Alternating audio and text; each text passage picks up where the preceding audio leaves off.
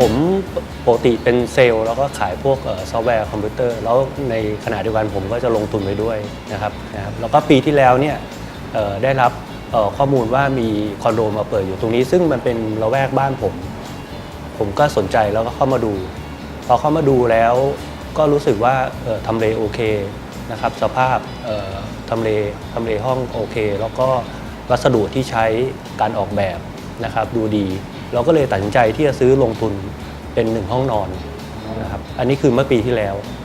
หลังจากนั้นผ่านไปนี่ก็ผ่านไปเกือบปีแล้วนะพอดีช่วงปีนี้ผมมีแผนที่ว่าเราจะย้ายบ้านอันนี้พอย้ายบ้านเราก็คิดว่า